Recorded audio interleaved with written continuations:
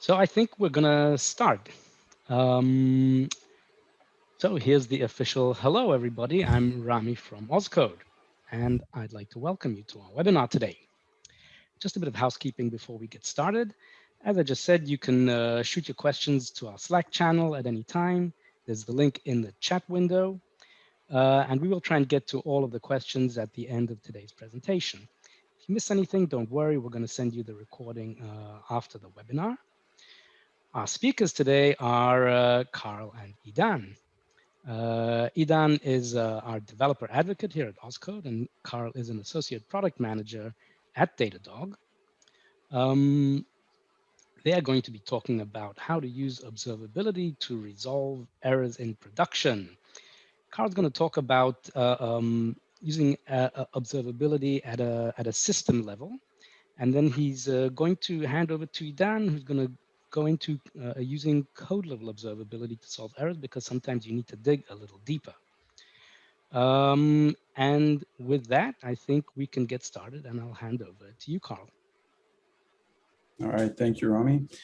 So so welcome again, everyone. So I'll start with a quick intro of Datadog. So at a high level, Datadog is a monitoring and security platform for cloud applications. What we do is that we bring together end-to-end application traces, metrics, and logs to make our customers' applications, infrastructures, and any third-party services that they use entirely observable. And then doing that is going to help organizations secure their systems, avoid downtime and incidents, and then ultimately ensure that their customers are getting the best user experience possible. Now, we launched the Datadog Marketplace at our annual Dash conference in August of 2020.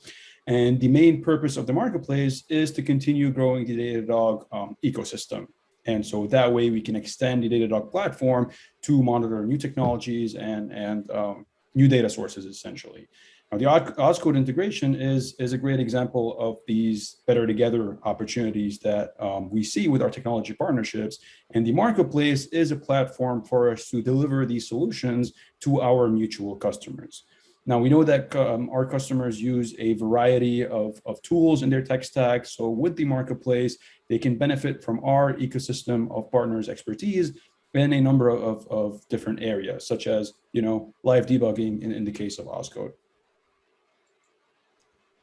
Cool. Now, beyond providing observability in our systems, we also have different types of machine learning monitors at Datadog, among which is anomaly detection. Now, the best or the way this works is by analyzing a metric's historical trend, and then it uses that historical trend to distinguish between what is normal and abnormal behavior. And just like you can see on the slide, it also accounts for seasonality. So in this case, we're looking at a time series graph of a query throughput over a 7-day window. The actual throughput is that line you see in purple, and the gray band shows the anomaly detection's algorithm predicted range based on the data from previous weeks, right? So our algorithm is automatically going to create that band for you based on previous trend. And of course, anomaly detection isn't just about showing you what's normal, it's also about surfacing what's not, right? So here we can see that there's an unexpected drop in request throughput, which is quickly flagged as an anomaly in red. And of course, Datadog integrates with all the most popular collaboration tools. So whether you're using Microsoft Teams, Slack, PagerDuty, really anything, you name it, you can be sure that you're able to send an alert to the required responder or the required channel using Datadog. That is pretty cool. Thank you, Idan. Now, going back to the marketplace, so to summarize the goals of Datadog with our marketplace, it would essentially be to continue expanding our coverage of the entire tech stack, essentially. And we want to do that while still simplifying the way our customers can correlate and analyze their data, again, in order to improve their services and applications. So taking a step back here, the reasoning behind the Datadog Marketplace was based on several trends that we were seeing in the monitoring and observability space. So we've seen customers scale the number of computing units that they utilize. We've seen them diversify the technologies they used. We've seen them increase the frequency of releases and increase the number of people that are involved in the development process. And they've been doing all that while applying DevOps tools, and DevOps practices. And the feedback we receive from our customers is that they want to access all the data in a single place through a single pane of glass. Now, the great thing about the Datadog Marketplace is that it can be entirely self-serve. So our users can, go to Datadog, search for, discover, and explore a wide range of offerings right through the marketplace within the Datadog platform. And that includes integration, software, services, really whatever best meets their use case. So for example, if a customer is looking for the Ozcode integration, as you can see here on the slide, they can just visit the Datadog Marketplace and click into the Ozcode tile listing. And here, our goal is to make the experience as simple and as transparent as possible. And that way, customers can kick off a 14-day free trial with Datadog, install any integration they want, and then immediately benefit from out-of-the-box assets, such as custom dashboards, monitors, and visualization tools, just to name a few. So Idan here will be showing exactly what this looks like for the Ozcode integration in just a minute. But if customers have any questions at all, our sales team and our customer success teams are definitely always happy to help. And then additionally, Ozcode provides full support for their marketplace listing or offering at Datadog. So yeah, that's a little bit about the basics of Datadog and how the marketplace works. But I know at this point it would be valuable for us to get into more specifics on exactly how Ozcode works and how it integrates with Datadog. So I'll pass it over to Idan, who will start with an overview of the Ozcode product. So Idan. Thank you very much, Karl. That was really awesome overview. And I think the richness that Datadog has in terms of observing almost everything in your system, right? It's really, really awesome. And I think, like you said, like better together, that is really a cool example because the Ozcode is coming from a different approach. And that is more, I would call it like a code level observability. And I think I would just start what is a live debugger, right? And what it actually does. And I think the best way to show it is with some quick videos. And here, for example, you can see the debugging experience, and we will dive it later on even more to see an example of an exception. But as you can see here in all this visual language, this is what we call time travel capture of the exception. And that is really cool because it's really allow you to see code by code line, how the code executed and how did we get into this argument out of range exception. And that is, I think, one major feature that the live debugger give you out of the box. And we will see it soon how it's actually integrated into Datadog. I think both of them are just beautiful together.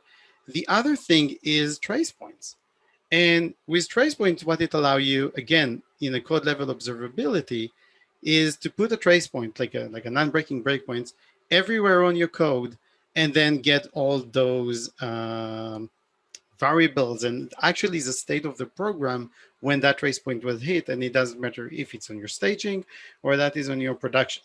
That is really, really cool. And what it actually gives you when you actually join it with Datadog is the ability to add dynamic logs.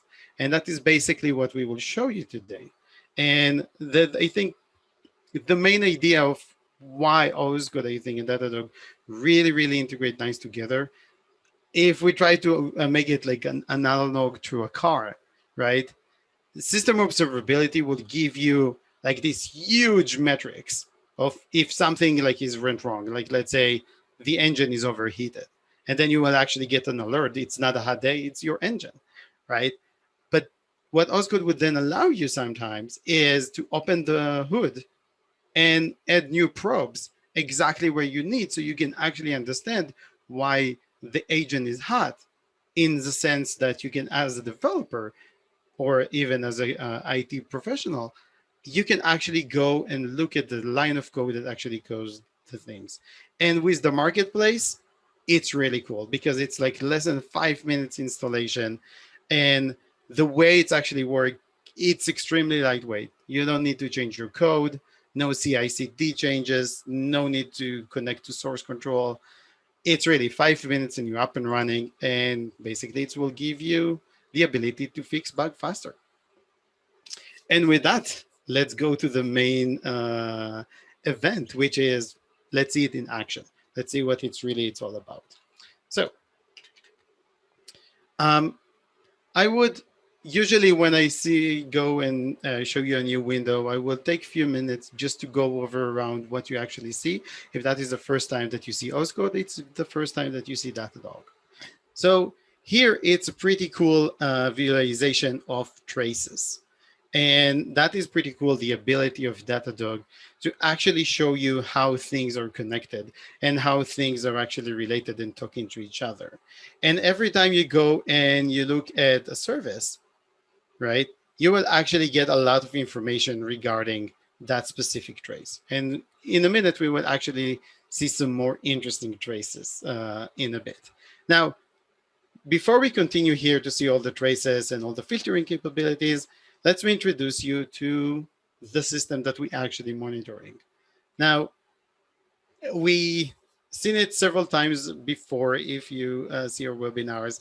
It's basically a simple application of superhero night schools. And this is their admin panel that basically allow them to schedule courses into the right locations.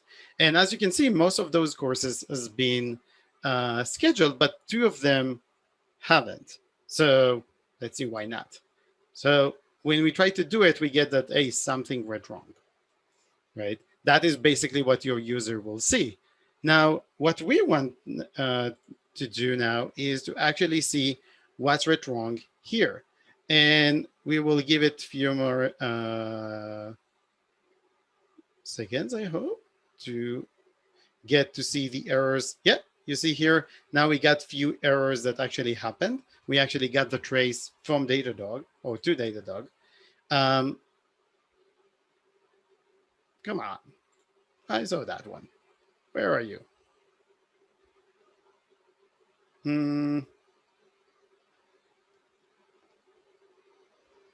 Let's just refresh the page. Awesome. So now we can actually see those 2 errors that actually happen. And that is pretty cool because the error that actually was generated was actually related to 2 different services. And if we would actually click here, you actually see a visualization of really what's went wrong. So you can see that you have this request that actually sent 500, and you can actually see the stack trace. But because Datadog actually have distributed tracing out of the box when you install their APM packages, you can actually see that there is another service that probably started the chain of errors from here. And you can actually go click it. And if you look at the errors, it will actually point out to the error. Now, where Ozcode actually come into play with that? So what you get here is you get everything until you get to the line of code and actually see the environment variable that that created this error. So let's go back. Of course, let's refresh the page here as well. And as you can see here, we just now got these 2 exceptions happen 2 minutes ago. And now we can actually go and see what went wrong. So let's see what Ozcode actually gave us. So here you can actually see the source code and to the line of code, not just the name of the function. Oh, sorry, not just the name of the function, but the actual code of that function. And you can see the exact line that was called. But even more, Ozcode actually show you very nicely how did we get here, right? And we see that we were in this function and that's in this function and everything that actually happened until this exception was thrown. And as you can see here, you can also see all the local variables that were captured when that exception was thrown. So in this example, we see that the feature list was empty, right? And the available rooms was null. So probably, yeah, that is what actually caused the exceptions. But now let's go back to service B to really understand what happened here. And here it's a really great example where actually code observability can save you hours. And sometimes your bugs are really complex and you really need all the state. And we will see an example like that down the line. But a lot of times bugs are really annoying or stupid. And in this example, you see that we have a default value for features, an empty string. However, if we actually look on here, you can actually see that feature is null. which is very weird because if it was not provider, how it was null. But this function actually called by a third-party code that the agent already know to exclude or not to really to show you. And that function and that entire call stack actually invoke this method with the value null. But when you look at the code, it's very hard because it's very confusing because you can see there is a default value. And I know it's maybe like a trivial case, and maybe you already know that, but that is just to show you an example of a lot of time just to figure out that the value was wrong in production can take a long time. And by just capturing all the local variables and see the code, you can really understand it very quickly and just then figure it out. So now that we actually understand that this problem, we can actually then talk to our developers to fix it. So I would actually go and ask Omer to, hey, can you please fix this? But then how we will know what I'm talking about. And that is a really cool feature that we have here. And that is we can actually maintain this variable.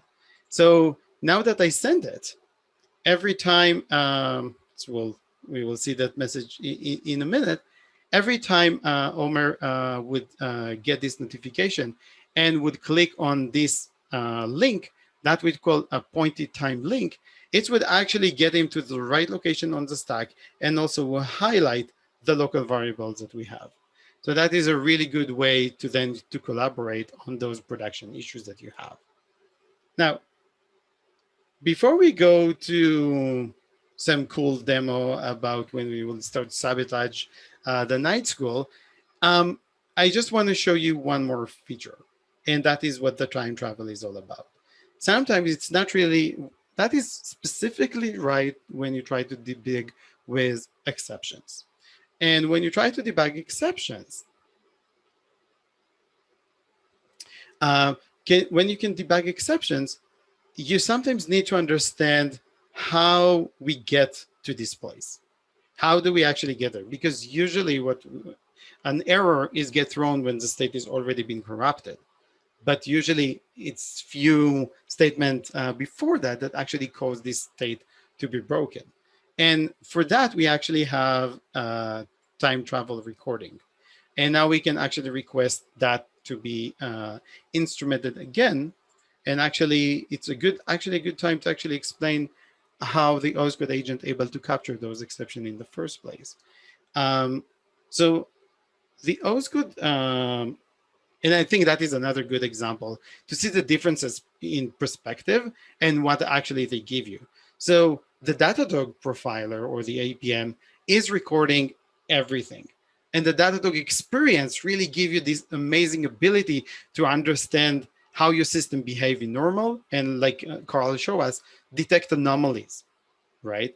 Ozcode is taking the other approach, and that is let's record only when bad things happen or only when you ask it, and then only show you that a specific event, but with much more details when we record that.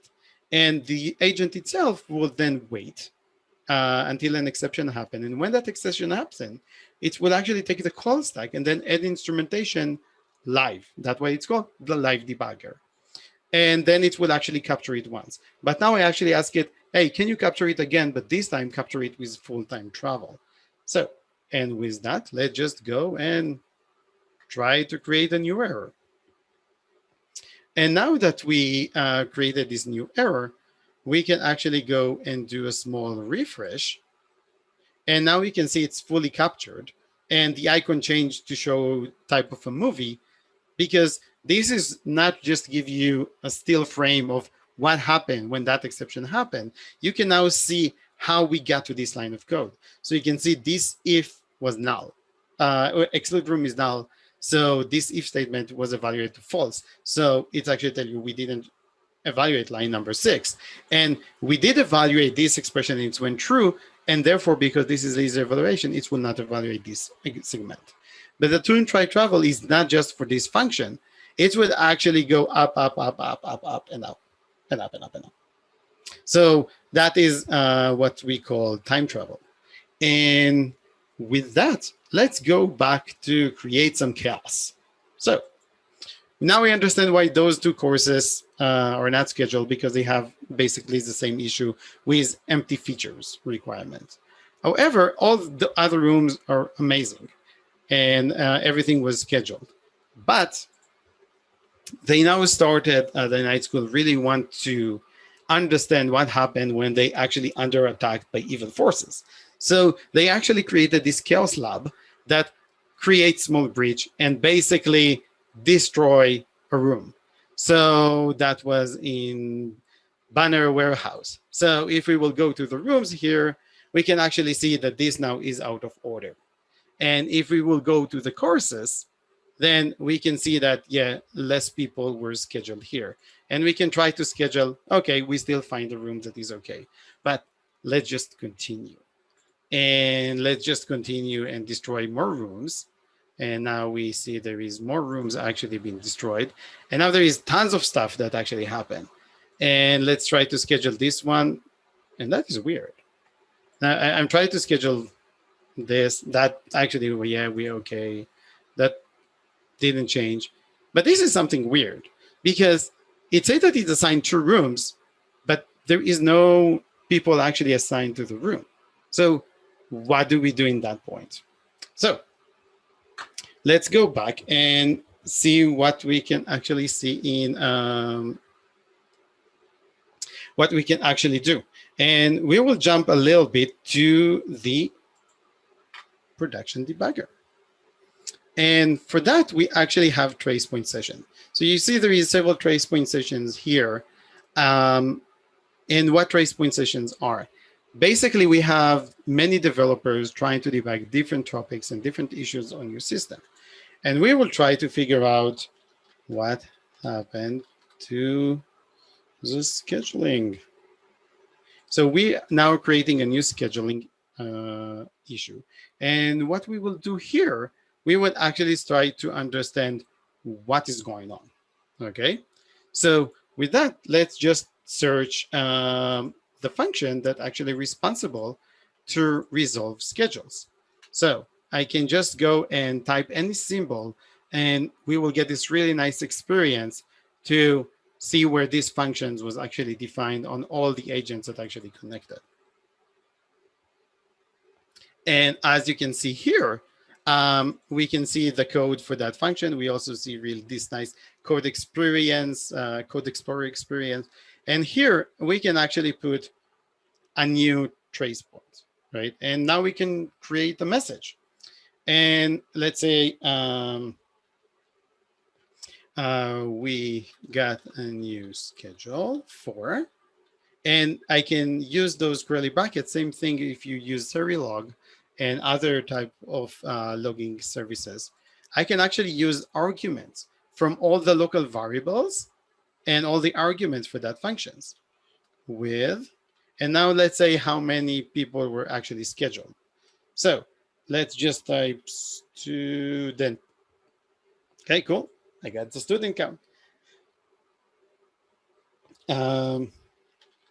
Students, awesome. And let's just add this trace point. Awesome. So now that I created this trace point, nothing really happened until I add this start collecting. And that is pretty cool because this really gives us the ability to then instrument what we really want when we want it. And we can just go and schedule it again. And if we will go back to the live debugger, we can see that we actually get a hit right now. And we can see that where the line was hit, we can see the message that we actually created. And also we can actually see everything that was happening here, right? And we can see we had practice room and we had no lecture rooms, right? So now we can actually understand what's really happening. If we see practice room, we can see the exactly where they actually happen.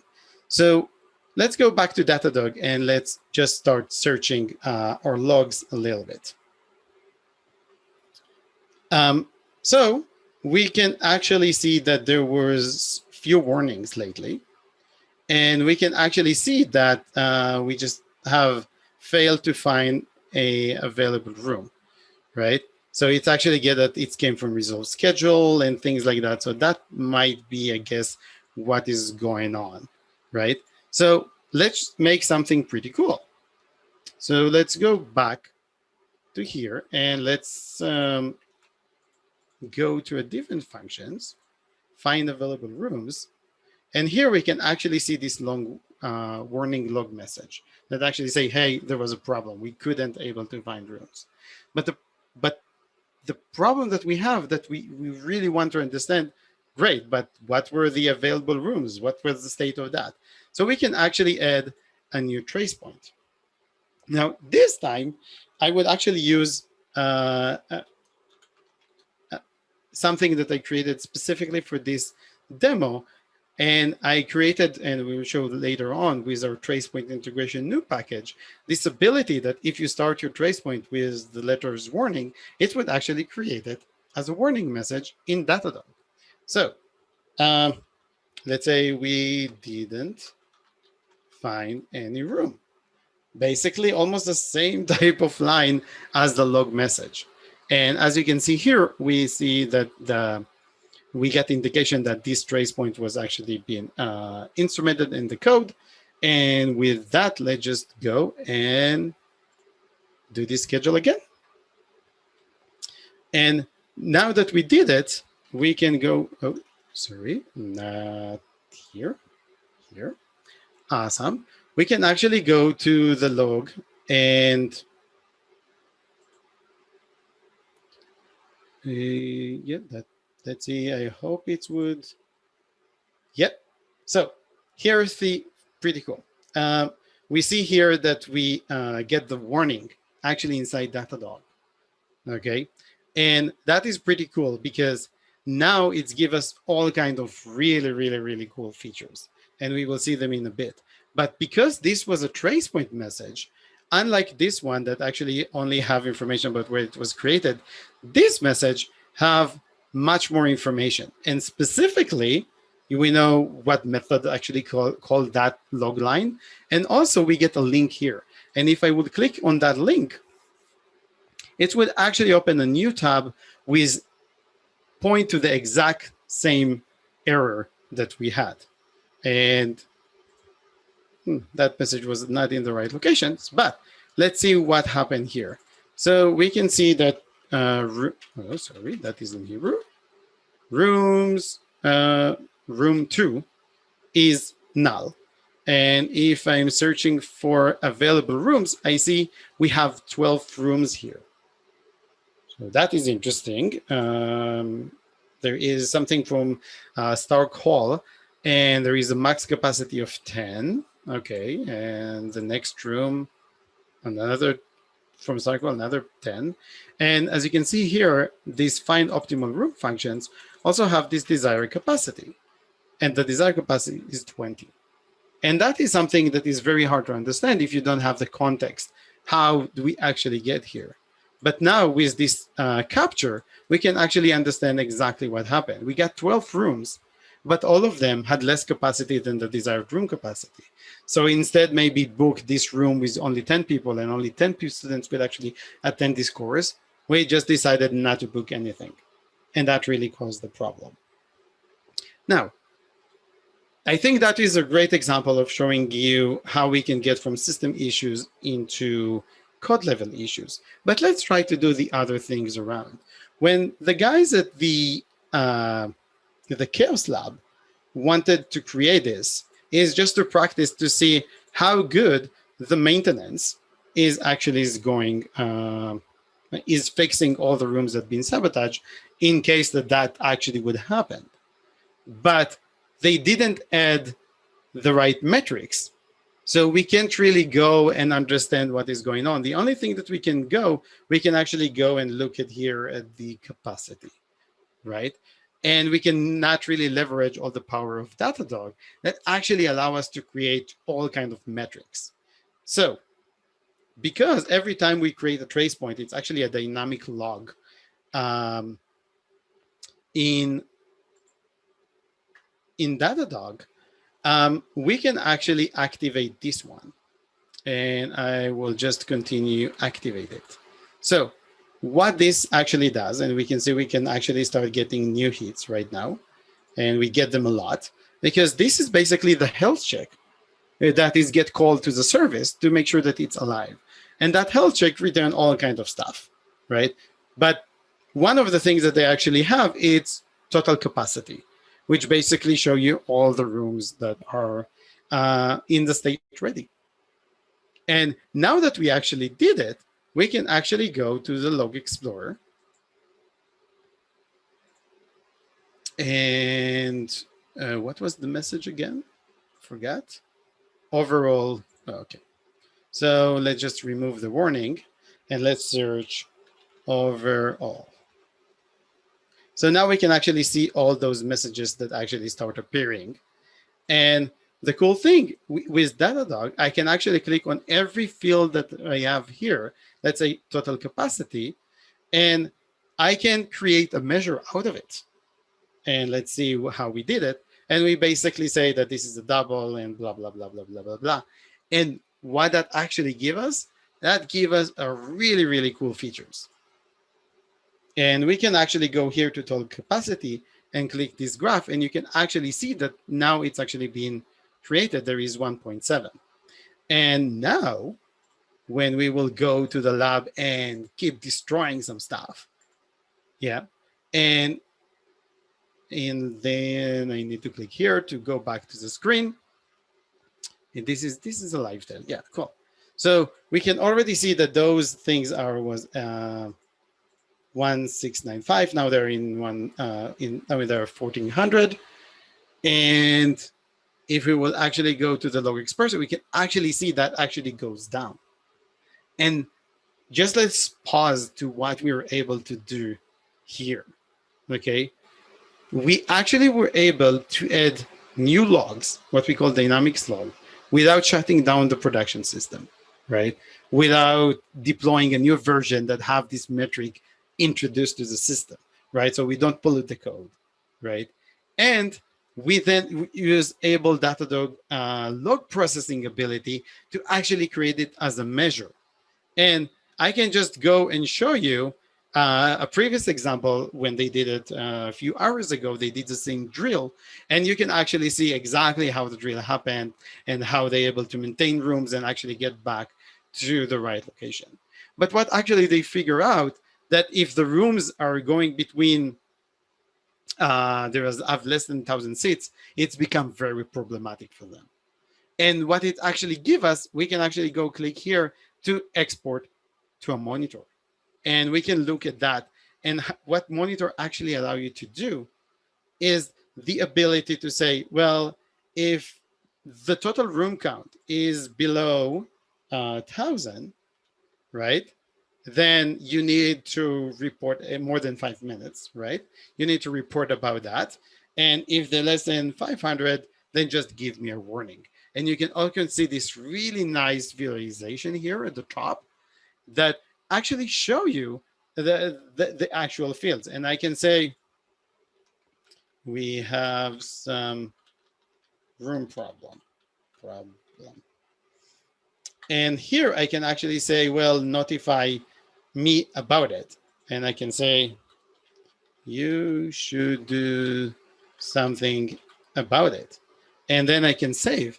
And that would actually create a monitor automatically. Now, the cool thing about it is after,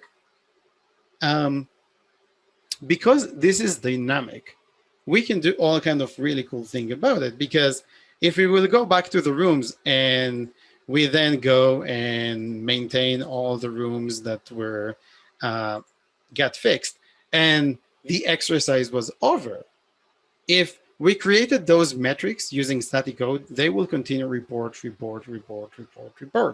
However, because the drill is over, there is no need for doing that anymore. And we can actually go back to Ozcode and ask it to pause this recording. And then we actually remove the instrumentation, AKA remove those dynamic logs, and then no more, then you don't need to pay for those logs, and you don't need to pay in processing power and all those kind of things. And that's really, I think, a cool example of really showing you basically two main topics. And I think that is where I really want to highlight today. And that is, we got system level observability and we got code level observability. And by using the Datadog Ozcode integration, you can actually connect two of them in real time to do things that you weren't able to do before. And you can actually go from alerts. The Datadog will alert, hey, something goes wrong because a metric just changed and crossed the barrier. And then you can actually look at the logs. And if those logs were actually created by Ozcode, you can actually go to the tracepoint hit and see the exact local variables and the state of the program that caused this. And you can now do the same thing on the other way around. You can actually create trace points that will emit logs with specific variables and then convert them to metrics using Datadog and actually create an alert that will then notify something if something went wrong. And you can actually now respond in real time to production issues, and you don't need to wait to guess, create a new version, try to deploy it. It didn't pass the unit test. You need to deploy it again. And all these iterations over and over and over, and it's just a waste of time. When you have live debugger with Datadog, is basically you get the benefits from both worlds. Yeah, and with that, Karl, do you want to add more perspective around that? No, I think that's it. We covered Datadog at a high level, and I think you did a great job covering how that integration works with Ozcode. So I think that's it from my end. Appreciate that. Well, I think that's really awesome. We saw how we started from a system level observability, seeing the different metrics and monitoring from a Datadog, pointing you to an error, clicking on that error or on that warning, getting into Ozcode and getting into the code level, and then using trace points to create logs back out to Datadog and going back up to that level. And we do have a few questions that I'd like to put to you. I'd like to start with you, Karl. Someone's asking about if Datadog offers other products beyond APMs, beyond application performance monitoring. So we offer a number of different products, and our suite of services has been growing very fast over the past few years. So amongst our most popular products are APM, which Idan showed a little bit in his demo. So it provides end-to-end visibility all the way from front-end devices to databases and really everything in between. And then we have an infrastructure monitoring product, which we didn't really touch on this in this presentation, but it provides visibility into your host, containers, serverless infrastructure, and really any other platform as a service technology that you're using. So things like Fargate, Azure App Services, and all these. We also have a log management product, which also Idan showed a little bit in demo. It's a full service tool that allows you to search, filter, and analyze your logs. It uses a faceted approach for searching through logs, which is going to make it easier and more simple for you to use, because it doesn't require you to learn any query languages. We also have a network performance monitoring product, synthetic monitoring, real user monitoring, and most recently we launched a cloud security posture management product. And what's great in Datadog is that we offer all of these products in the same platform, in a single pane of glass. Cool. Just to point a little bit for what Karl said, to bring it back to the actual demo. The facets are pretty cool because it's really allow you for every log line that you have, you can take almost every field here, and you can then say, well, I want to take the class because I want now to separate all my logs to which class actually generate them. I just need to click here, and this I already did, so maybe do the model, and I can create a new facet. And now I just can see here, and it will give us, for example, with the total capacity, sorry, let's just close that. You can actually now filter it, and you don't really need any like required. It's pretty intuitive. I see we have some questions on the chat. So I will try to go them from the bottom up, try to answer them. So sorry if you asked earlier, we will get there. I just don't want to miss where I was. How is to work with secrets? Can I mark some of the property fields as secrets and it won't be logged, like passwords, credit cards, and etc., etc.?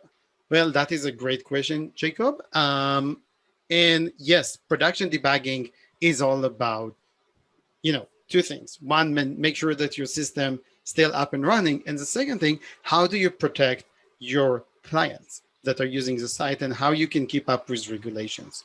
So when we design Ozcode in that regard, yes, of course, let's refresh the page again.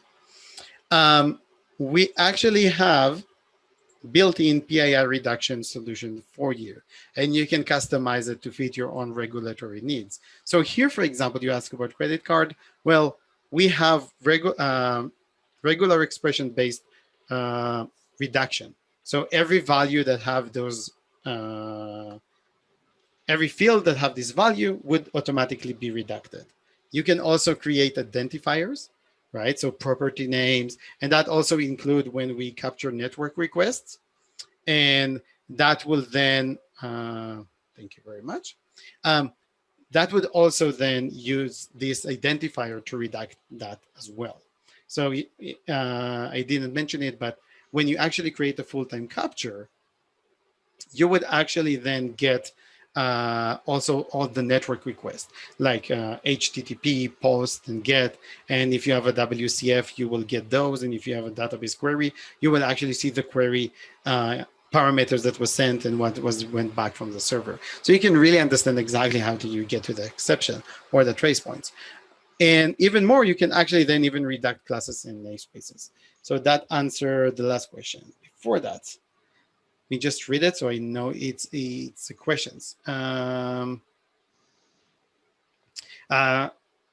is Brandon use Windows services and a WCF versus that do a lot of SQL services.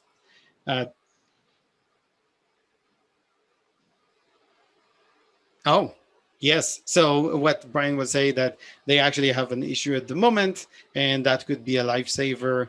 Well, I really hope it will, and we will talk about it later down the line. But you can always start, like Karl mentioned, you can start with Datadog or you can start with Ozcode for free for a trial and get see. And if that could be something in your production, I hope it will be.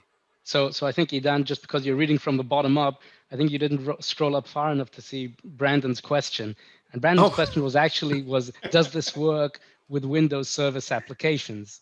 And actually, Omer, our CTO, who's listening in on us, helped us out here and actually did already answer the question. So I'll just read out Omer's answer and let you take a breather Go ahead. for a moment. Oh, yeah. So all of the features do work just the same for Windows services.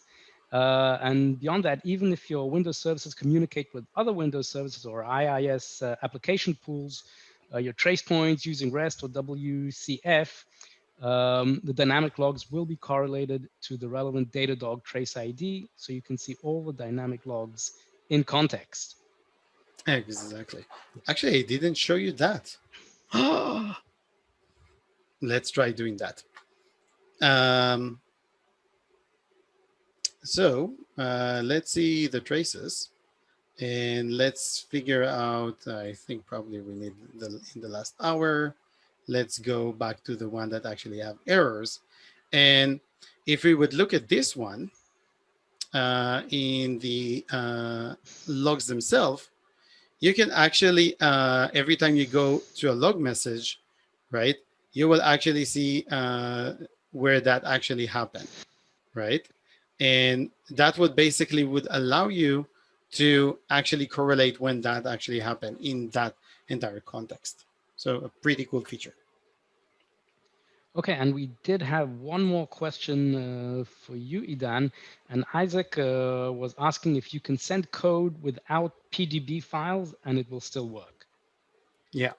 So you don't even need PDB files and it will work. You can do it in release code, optimized code, and it will still work. So that is a great question, Isaac. And let me just explain how things are actually working behind the scenes so you can get a better appreciations of what is working and what will where the limits are. So every time you go to an error and you go and debug it, all the code that you see here was decompiled from the production code that was running. And that give all kind of awesome cool benefits. First thing, installation is much easier because you don't need to make sure that there is a PDB files on your production. Sometimes it's very hard to get to that point. It could be release or it could be debug. Now in release, you will actually see the release code, which is also really help you understand bugs that are only happen in release. Even more, it solved the problem of actually trying to understand what the version that you have on the server is, and then go back and forth to try to understand, well, I understand that this log happened, but what version, right? That is really get resolved automatically for you because you can actually see the exact code that was captured when that exception was happening. And that really helpful when we found out for people that have dedicated QA teams, right? Sometimes it's very hard to then synchronize between the version that they have in QA and the version that the developer is currently trying to fix. So I hope that answered your question, Isaac. Cool. And one last question for you, Idan. Can we use trace points to capture events from environments?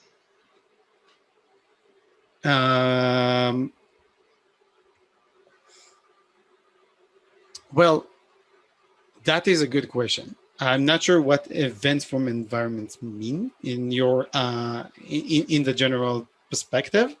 But if that event actually trigger your code, then you're good to go, right? Because then you just can put the trace point on your code that would then enable, that will capture the event that got triggered.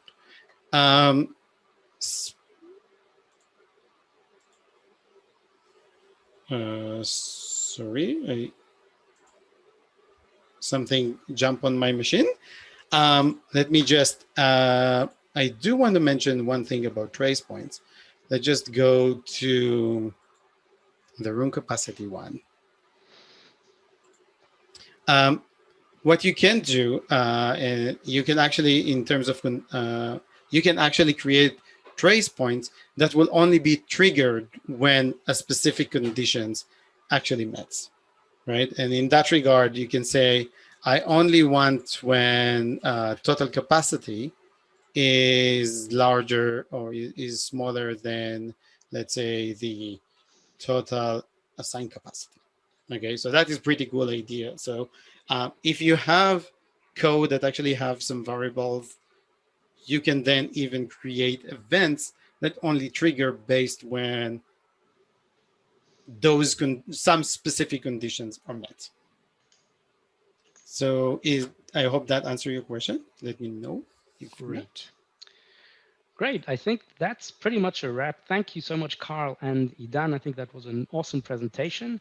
What I'm just typing into the chat window now is a link to our integration on Datadog. I've put it in the Slack channel too. You can just click on that link, and you need to log into your Datadog account. If you don't have one, you can just create a free account, get on their free trial, and then you can see the integration live. I believe that wraps it up for us here today. Thank you all for joining us, and we look forward to seeing you at our next webinar. Thank you, everybody. Thanks for having me, Ozcode.